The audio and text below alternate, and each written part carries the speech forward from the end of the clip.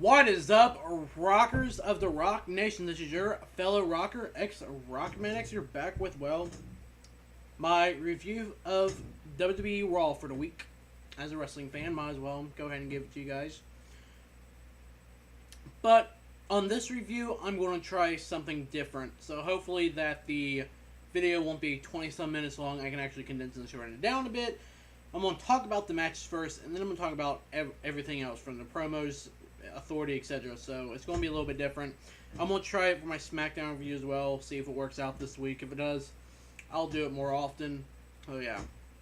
But here we have with the matches, the first match of the night, Jack Swagger versus Seth Rollins. Now, here's the thing too with this match though.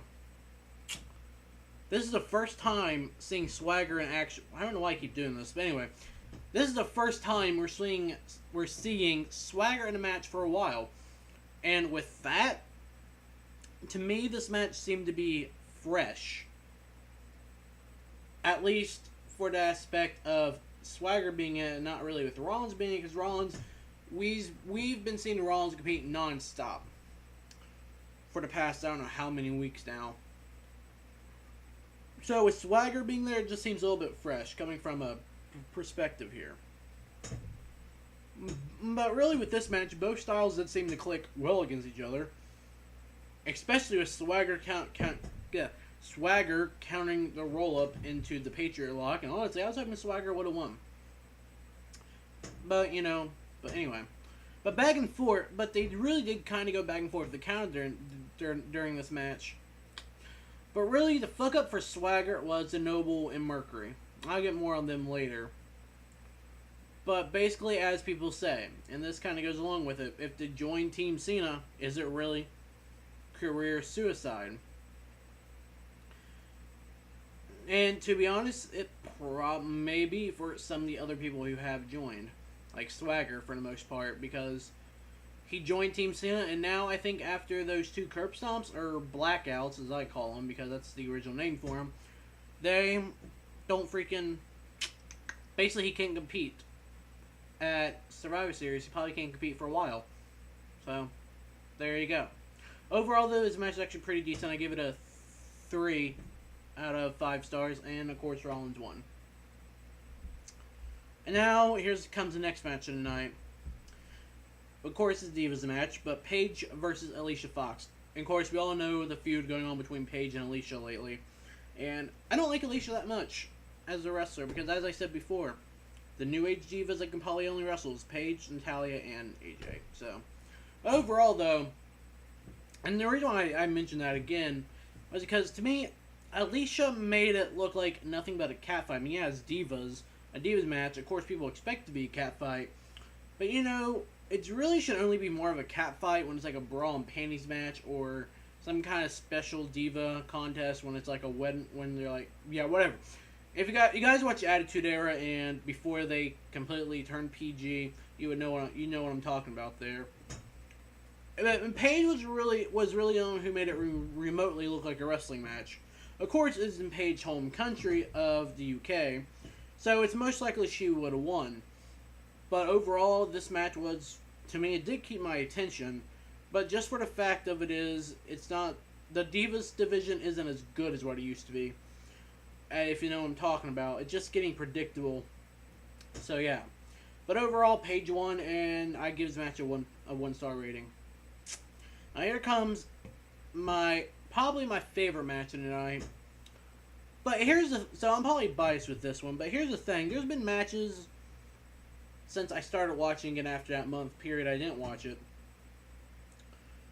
To me, it seems like there's been matches that are more main event matches than the actual main event itself.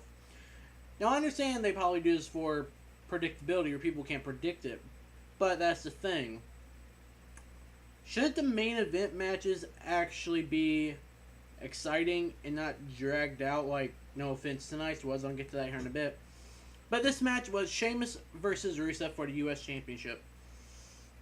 Now, I didn't get to watch last week's match where Rusev beat Sheamus and won the title. won the U.S. title. I should have watched it, but I didn't. But here's the thing. Even with these two facing off the second time around for the U.S. title, even though I didn't watch the first one, it's still something you would expect of them. And really, like I said, this was a better match of the night. And really, as I might have said before in under our rant video, it's comical to see two non-American people, well, let me put it this way, gimmick-wise, non-American people, fighting over the U.S. title. Now, what really probably would have...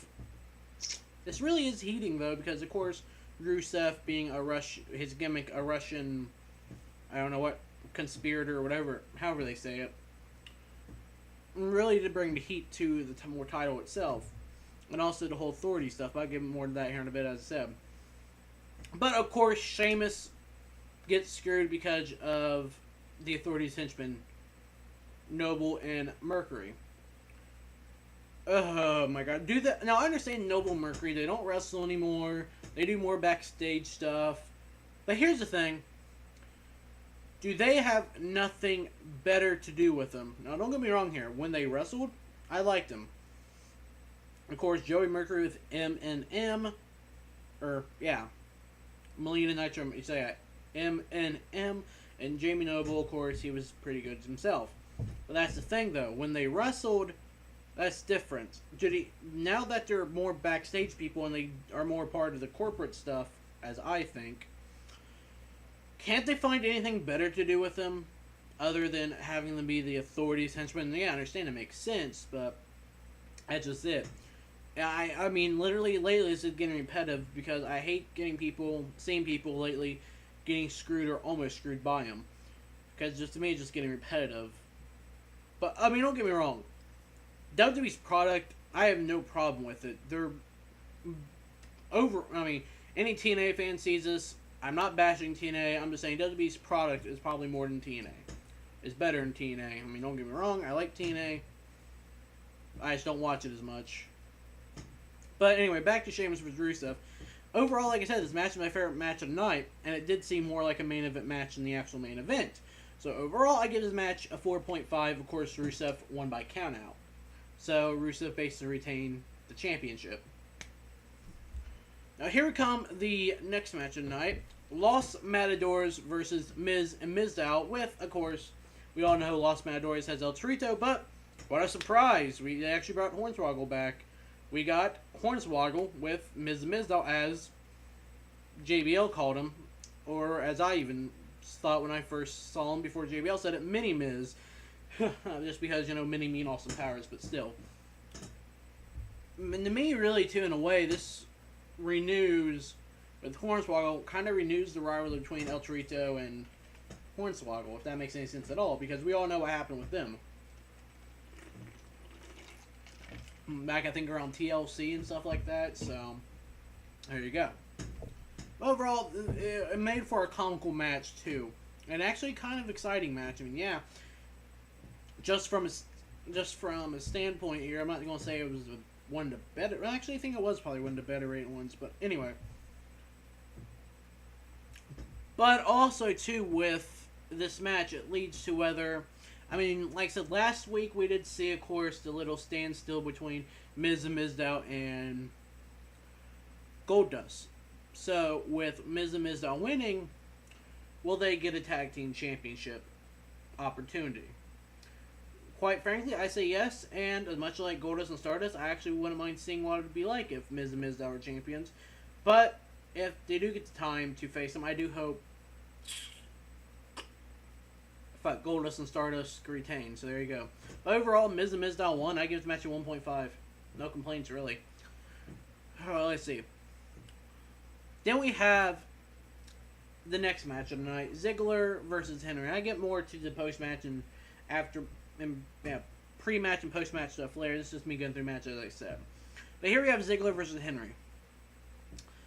Now, this is probably one of the few, maybe because we've seen Ziggler in so many matches throughout the week, because WWE is honestly overworking Ziggler to no end, so he's definitely not 100%.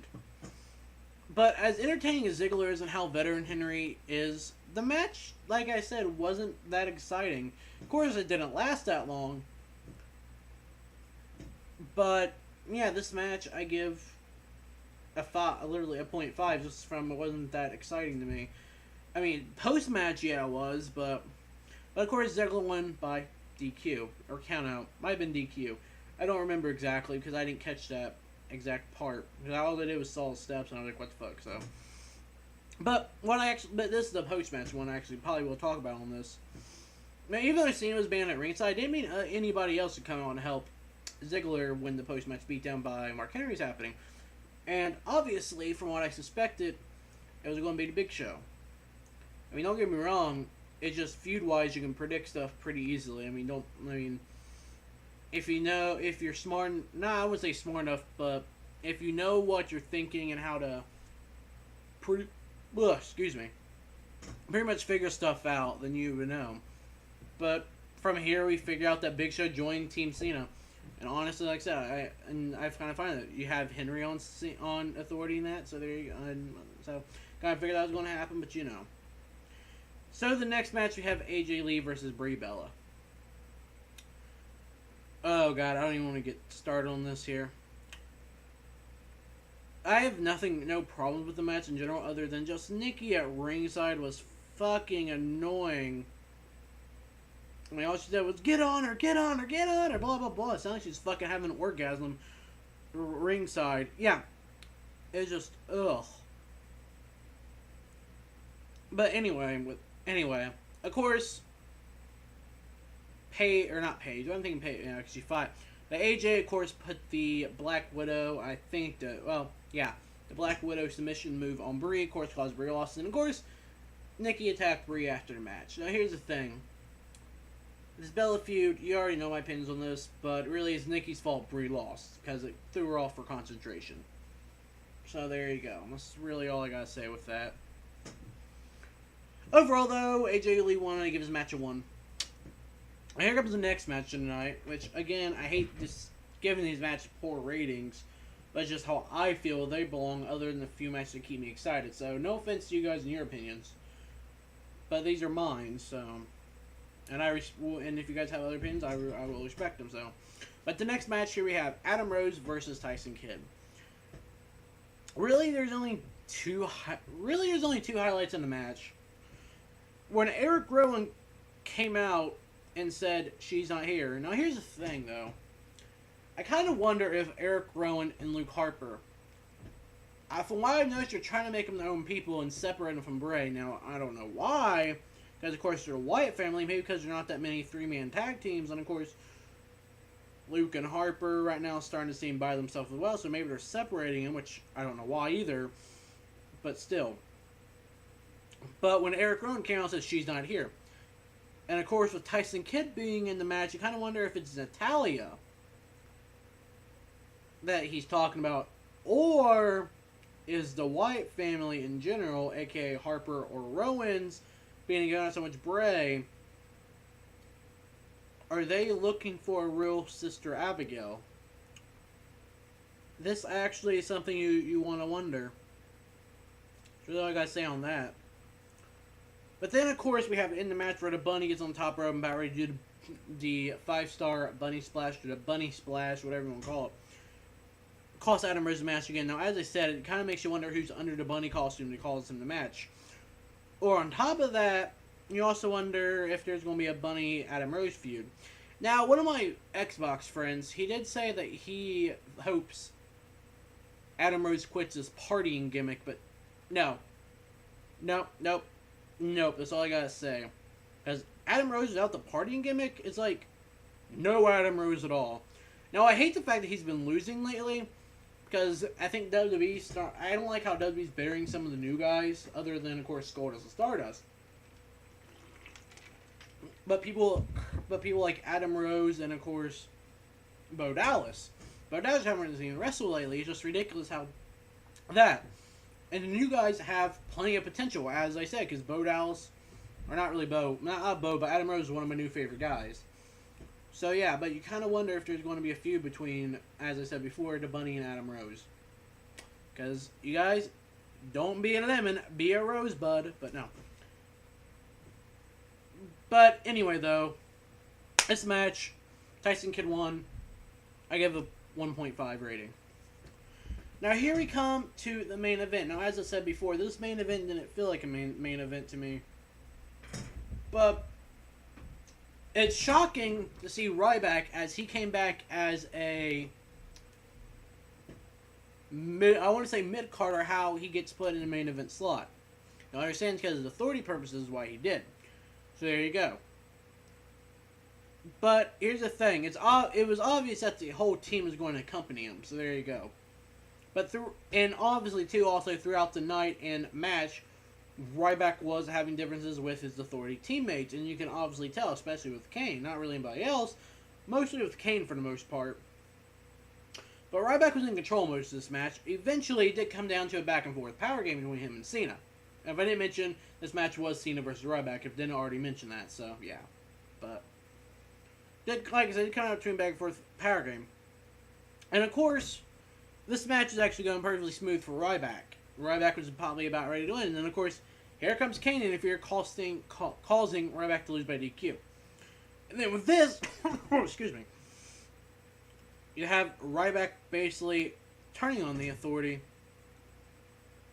And two members of Team Cena, a.k.a.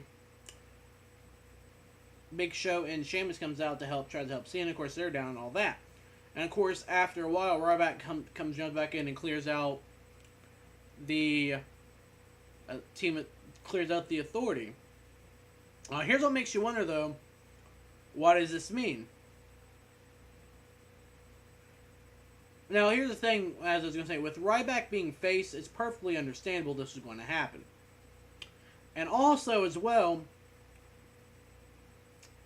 doesn't mean Ryback would join Team Cena. We'll have to see, because now, as of currently, for the most part, it's down, from what I can think, it's down to 4v4 instead of 5v5. And then there you go. This match, of course, Cena won by DQ. But really, though, any match with Cena to me too is always like the other person's in control until Cena comes back, whatever. But that's not a complaint I have. But overall, like I said, Cena won by DQ. I give his match a 3.5. Simple as that. Now, if this goes on, shit, I think this video might be longer than most of them. But oh well, anyway. Now here's me talking about the promos and stuff like that. And this is just me mostly giving my thoughts of the night throughout the promos from what I've seen. Now, and here's the thing, though. The team setup, to me, was also obvious. But I'll get more on that probably here later. Here's like, after not seeing Cena in literally a week, he was hyped. And excuse me for a minute while I actually do something stupid here to you. While I actually do something pretty stupid. But as I said, not seeing Cena in a week, he was hyped. No, I'm kidding. But anyway, yeah. Sorry, I had to do the hype horn, but you know. But we find out, again, here is the second member of Team Cena would be Jack Swagger. You obviously didn't see that coming. But again, of course, as we know what happened, Ryback ends up, or not Ryback, as we see, Swagger gets put out of action. So I would have found it interesting, though, if Swagger would have been on the team. But for rivalry purposes, I don't think it would have made sense. But overall, it probably would have been interesting. Again, Cena, and here's when Cena invites Ryback down to talk business. Of course, when that happens, they start talking. Of course, Triple H and Authority interrupts, revealing Mark Henry as their third member, other than Kane and Seth Rollins. And of course, from this point on, I was starting to think, and from this point on, and this is at the beginning of the show, I thought, if Henry's going to be a third member, then obviously Big Show is going to be the third member. Simple as that, and it did happen, so. But this is really the first confrontation between the Authority and Cena within the week. And honestly, since the announcement they had of the thing, or at least from what I can recall, and of course after a week, it's going to be different. This is really amping up and heating up everything for the Survivor Series match. From literally Triple H referring to himself as God himself, and I like Triple H. So, there you go. I have Stephanie saying she'll use the Queen's music for a new entrance music, but so that's kind of funny. Or, of course, we have Cena referring to Daniel Bryan. Of course, she kind of saw that coming, especially against Triple H, but you know. But throughout this whole match, we have this whole back and forth argument, and then we have Ryback spine busting Cena, and this came to about saying, hey, you know what? Ryback saying I'm joining Authority. Of course, we all know what happened after that. And what I thought personally, Ryback was going to turn on the Authority anyway, and it happened. So there you go. And then after that, I have the next promo, or the Dean Ambrose promo, and of course the Bray Wyatt promo came later tonight. But the match is officially confirmed: Ambrose versus Wyatt Survivor Series. Now here's the thing: we know the match type can change. The match type can change within the next 2 weeks at any time. But this match is going to be probably one interesting one, bringing in Ambrose's personal life and all that. Well, there you go. Nothing too simple as that, but I'm just glad the match is finally announced. I'm pretty sure some of you guys probably are too, even though you knew it was coming. Now, here's the thing. We have the Ryback and Kane backstage promo. And I didn't mention every promo, but this one more particular. Because you can tell here that there's already tension between him and Kane, and throughout the night you see there's tension between him and the rest of the Authority. But now, at this point, I honestly didn't think Ryback was going to stay on the Authority, which of course didn't happen. So I'm thinking he might go join Cena, but it just depends. And with that, we have Stephanie trying to get Rusev to join Authority. Now, at this point in the night, though, I mean, it would have made sense if he did join, but after what Stephanie said to Lana, for Rusev even joined Authority, or honestly, I could even say would he have went and joined Team Cena, for that matter. And what I thought, honestly, after what Stephanie said to Lana, he might join Cena, which, though, it didn't happen, because, of course, the heels join the heels and the face go to faces, so there's that. But again, that would have been a pretty interesting thing. I mean, this is just stuff, by the way, like I said, this is just stuff that was going through my head as I was watching Raw, pretty much. But then here comes part 2 where they're watching the McMahon announcement about the Survivor Series match. But it's easily noticeable that that mostly Triple H and Stephanie is basically nervous about the match, because they're all saying about how his father's about how, of course, McMahon is Triple H's father-in-law, and of course McMahon is Stephanie's father. So you kind of wonder there. They're nervous on what he's actually up to. Is he trying to tear down the Authority? Who knows? Really makes you wonder. Maybe he's trying to come back in power. Who knows, but... And here, too, we have the pre-match here with... Did I really skip something? If I skipped something, I'm sorry. But here we have the pre-match thing with Rusev. Of course, we have Rusev, again, like I said, Rusev with the heat on with the U.S. title celebration. Then eventually this leads to Sheamus interrupting the Russian national anthem before the match. But here's the thing, though, too. This national that part I wasn't interested in. That part just, I mean, yeah, I don't like Rusev, but still. And then post-match, of course, we know that Rusev joins Authority. But so pretty much there's that. And it was really probably going to be predictable that was going to happen. And now here we have the part where Triple H is talking. Here it comes. Well, we're Cena and... What's his name? Cena and Ziggler's talking. And then you have Cena, or not Cena, but Triple H coming in, banning him from ringside. And this part, like I said, this came more into play with the Big Show helping out Ziggler with the Henry match, because you kind of figured that Big Show, or I at least figured that Big Show was going to join Cena, and since Henry's already on the Authority. But actually, during this part, though, I did find funny that Triple H singing "Another One Bites the Dust" in case someone, so yeah.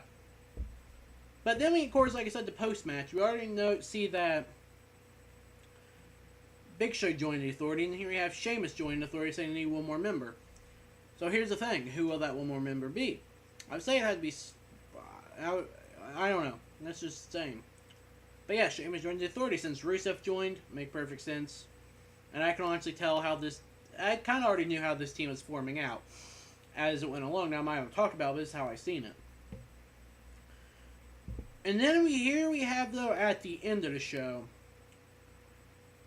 we see Luke Harper literally throwing a defenseless Ziggler in front of Triple H and Steph, saying, "I'm a team player." Now, here's the thing. Will he be part of Team Authority? Who knows? And if he is part of Team Authority, who's going to be part of Team Cena? For that matter, be the 5th member. And this also makes stipulation if Ziggler will still be able to fight come Survivor Series. Because he's, like I said, he's been overworked. He's also been put through hell within the past few weeks, basically. I mean, he overcome it, but still. So, yeah. But after all the whole Raw, we finally have at least 4 people on each team. We need that one more member on each. Team Authority, of course, Rollins, Kane, Henry, and Rusev. And then, of course, Team Cena, we have, obviously, Cena, Ziggler, Big Show, and Sheamus. Now, here's the thing, too, with this. You can tell that they're pairing all people based off of rivalry. Of course, Rollins with Cena. Ziggler and Kane didn't really have a rivalry, per se, but they kind of started one since the whole Survivor Series stuff. So, there you go. Then we, of course, have Big Show and Mark Henry, and then, of course, Sheamus and Rusev, they have the heat with each other. As I said, who will be the 5th member on each team? We'll have to figure it out as probably next week, since it'll be a week away. So there you go. And also, this video kind of ended up long, but oh well. I just wanted to say that I might, from here on out, do my reviews a little bit differently. Since, I mean, don't get me wrong here. After Survivor Series, I'll probably end up taking a break from doing my Raw and SmackDown reviews. Give it about a month or so, or at least up until after TLC. And I mean, don't get me wrong, I'll still be watching Raw and SmackDown, just so that way I can come on here and give my opinions about what's going on between some of the rivalry and stuff like that. But just so I don't get burned out doing these videos, or have multiple of the same content for you guys, I think I will take a break doing the reviews of the main shows. But like I said, I still come on here, give my opinions when it comes to like that, and then go back to doing so I don't have the same stuff.